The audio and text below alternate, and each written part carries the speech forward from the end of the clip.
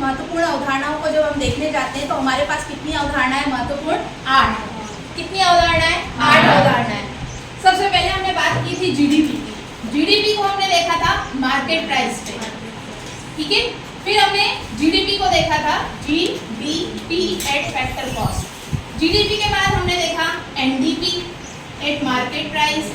फिर हमने देखा एनडीपी एट फैक्टर कॉस्ट। उसके बाद हमने देखा एनएनपी एट मार्केट प्राइस। फिर हमने देखा एनएनपी एट फैक्टर कॉस्ट। इसी प्रकार से जो है आपकी 8 अवधारणाएं कौन सी रह गई है? जीडीपी हो चुका है, एनडीपी हो गया है, अब एक और है GNP at market price and GNP at factor cost. इन सब के फॉर्मूले आपको बताए गए, पर वास्तव में देखा जाए तो इनका कोई क्लियर कट फॉर्मूला नहीं है। आपसे जो यहाँ पर आपको परिवर्तन करना पड़ेगा, अगर वो कहेंगे आपको जीडीपी एमपी से एनडीपी एफसी बनाना है तो उसके लिए फॉर्मूला जो है वो बनाया जाएगा, ठीक है। वास्तव में इनके जो फॉर्मूले हैं वो परिस्थिति के अनुसार बनाए जाते हैं। यहाँ पे मैं कन्वर्जन करने के लिए आपको 3 महत्वपूर्ण बातें बताती हूँ। एक छोटा सा एग्जांपल हम ले लेते हैं 3 चेयर का। हम मान लेते हैं यहाँ पे 3 चेयर रखी हुई है। यहाँ पे कितनी चेयर रखी हुई है? 3 चेयर रखी हुई है। इन 3 चेयर पे हम 3 अवधारणाओं को अच्छे से समझेंगे।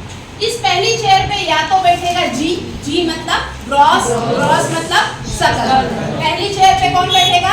या तो ग्रॉस बैठेगा या बैठेगा नेट। पहली चेयर पे या तो ग्रॉस बैठेगा या बैठेगा नेट। ग्रॉस बैठेगा तो नेट नहीं बैठ सकता और नेट बैठेगा तो ग्रॉस नहीं बैठ सकता, ठीक है। अगर यहाँ पे ग्रॉस बैठा हुआ है, कौन बैठा हुआ है? ग्रॉस। और मैंने कहा आप ग्रॉस को हटा दीजिए और नेट को बैठा दीजिए, तो ग्रॉस को हटाने के लिए आपको क्या करना पड़ेगा? माइनस करना पड़ेगा मूल्यह्रास। मूल्यह्रास को आपको क्या करना पड़ेगा? घटाना पड़ेगा। जैसे ही आप जी में से मूल्यह्रास को घटाएंगे तो यहाँ पर कौन आ जाएगा? नेट। यहाँ पे नेट बैठा हुआ है और आपको आवश्यकता किसकी? जी की। तो आप इस नेट में क्या कर देंगे? प्लस कर देंगे मूल्यह्रास, तो यहाँ पर क्या आ जाएगा? जी आ जाएगा, ठीक है। तो पहली चेयर पे कौन बैठेगा? या तो जी या नेट। अब दूसरी जो चेयर है, दूसरी चेयर पे या तो क्या होगा? नेशनल होगा। क्या होगा? यहाँ पे नेशनल नहीं, यहाँ मैं नेशनल बताती हूँ। क्या होगा? नेशनल होगा या क्या होगा? डोमेस्टिक मतलब घरेलू होगा। या नेशनल होगा या घरेलू। अगर यहाँ पर डी है, घरेलू आए, कैसी आए हैं? घरेलू आए। अगर ये घरेलू अवधारणा है, इस घरेलू अवधारणा को आपको राष्ट्रीय अवधारणा बनाना है तो हमको क्या करना पड़ेगा? अपनी घर की सीमाओं को पार करना पड़ेगा, घरेलू सीमाओं को पार करना पड़ेगा। कहाँ जाना पड़ेगा फिर? विदेश। तो यहाँ पे क्या याद आया आपको? विदेशों से प्राप्त शुद्ध साधन आय, ठीक है। अगर आपको इस डोमेस्टिक को क्या बनाना है? नेशनल। तो आपको नेशनल बनाने के लिए क्या करना पड़ेगा? विदेशों से प्राप्त शुद्ध साधन आय को जोड़ देना पड़ेगा। तो ये डी क्या बन जाएगा? एन बन जाएगा। लेकिन ये एन इस एन से अलग है, कंफ्यूज होने की जरूरत बिल्कुल नहीं है। पहली चेयर पे जो एन बैठता है वो नेट होता है, दूसरी चेयर पे जो एन बैठता है वो नेशनल होता है। तो यहाँ पर जैसे ही आप डोमेस्टिक कंसेप्ट में जैसे ही आप डी के साथ प्लस करते हैं विदेशों से प्राप्त शुद्ध साधन आय, तो ये डी की जगह यहाँ पर कौन बैठ जाएगा? नेशनल। एन समझ में आ गई। तीसरा जो है प्रोडक्ट होता है, उसमें कोई चेंजेस होते नहीं है। अब हम बात करेंगे फैक्टर कॉस्ट और मार्केट प्राइस की। ये है मार्केट प्राइस और ये है फैक्टर कॉस्ट। मार्केट प्राइस और फैक्टर कॉस्ट। आप जानते हैं मार्केट में जो भी सामान आपके पास बिकने के लिए आता है उसमें आपने कभी देखा होगा तो लिखा होता है इंक्लूड ऑल टैक्स, ठीक है। इंक्लूड ऑल टैक्सेस, इसका मतलब बाजार में जो सामान बिकने के लिए आया उसमें क्या जुड़ा हुआ है? टैक्स। उसमें टैक्स क्या है? जुड़ा हुआ है। और सब्सिडी क्या है? माइनस है, ठीक है। तो मार्केट प्राइस में क्या जुड़ा होता है? अप्रत्यक्ष कर। मार्केट प्राइस में क्या जुड़ा होता है? अप्रत्यक्ष कर। और क्या माइनस होता है? सब्सिडी, ठीक है। तो अगर मार्केट प्राइस की जगह हमको फैक्टर कॉस्ट बनाना है, मार्केट प्राइस से क्या बनाना है? Factor cost. तो हम सबसे पहले क्या हटाएंगे?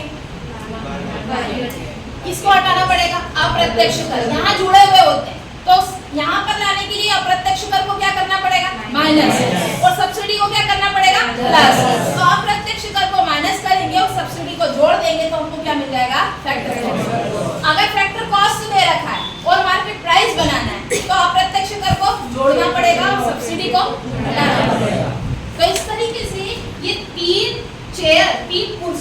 माध्यम से आप समझ सकते हैं कि आप एक फॉर्मूले से दूसरा फॉर्मूला कैसे बना सकते हैं। बनाने का तरीका वही है, आपको चेंजेस क्या करने हैं, यहाँ पर आपको मूल्यह्रास को घटाना या जोड़ना है। पहली चेयर पे मूल्यह्रास को घटाना है या जोड़ना है। अब आपको याद रखना चाहिए कि कब घटाना है कब जोड़ना है। जब जी है तो जी में मूल्यह्रास जुड़ा हुआ है और कह दिया कि n बनाओ तो उसको घटा दो। अगर n है और इस n को कह दिया g बनाओ तो आप मूल्यह्रास को जोड़ देंगे। यहाँ पर d दे रखा है और d से नेशनल बनाना है तो विदेशों से प्राप्त शुद्ध साधन आय को यहाँ पर जोड़ देंगे। नेशनल से डोमेस्टिक बनाना है तो विदेशों से प्राप्त शुद्ध साधन आय को घटा तो वो क्या बन जाएगा, डोमेस्टिक। मार्केट प्राइस में अप्रत्यक्ष कर जुड़े हुए हैं और सब्सिडी घटी हुई है तो उसको फैक्टर कॉस्ट बनाने के लिए अप्रत्यक्ष कर को माइनस कर देंगे और सब्सिडी को प्लस। अगर यहाँ से यहाँ जाना है तो फिर क्या इसके अंदर जुड़ा हुआ है, यहाँ प्लस होगा क्या, अप्रत्यक्ष कर और माइनस होगी सब्सिडी। तो इस तरीके से ये 3 परिवर्तन सीख कर ये सारे फॉर्मूले आप खुद बना सकते हैं।